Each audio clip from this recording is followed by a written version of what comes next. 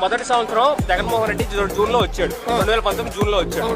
జనవరిలో నీకు అమ్మఒడి వేసాడు. జనవరిలో ఎందుకు 75% అటెండెన్స్ ఉండాలి కాబట్టి. ఓకేనా? ఇప్పుడు ఈ ప్రభుత్వం నువ్వు జనవరిలో అమ్మఒడి ఇస్తుందా లేదు చెప్పు నాకు. ఫస్ట్ అకాడమిక్ ఇయర్ కి ఇస్తుందా లేదా? యాడిచ్చారు? అసలు బడ్జెట్ లో పెట్టారు, నీకు చూపిట్టు. బడ్జెట్ లో పెట్టారా చూపిట్టు. మరి పెట్టకుండా ఎట్టిస్తారని చెప్తాను. ఫీజు రియంబర్స్మెంట్ మాట్లాడారా? ఏం మాట్లాడేది ప్రభుత్వం? ఏం తెలుసు అని మాట్లాడుతున్నావు చెప్పు నాకు. బడ్జెట్ తీసి నీకు ఉచితానికి 3 గ్యాస్ సిలిండర్లు ఉచితానికి అని చెప్పారు. ప్రతి సంవత్సరానికి 3 గ్యాస్ సిలిండర్లు. జూన్ నుంచి రేపు మార్చి వరకు కూడా 3 గ్యాస్ సిలిండర్లు ఇస్తున్నారా? ఫీజు రియంబర్స్మెంట్ గురించి అల్లాడుతారు. మా తమ్ముడికి ఫీజు రియంబర్స్మెంట్ అల్లాడుతున్నాడు తెలుసా? రైతులకు ఇన్పుట్ సబ్సిడీ ఏది? రైతు భరోసా 20,000 అన్నారు. బడ్జెట్ లో చూపించారా? 10,000 కోట్లు అవుతుంది, 1000 కోట్లు చూపించారు.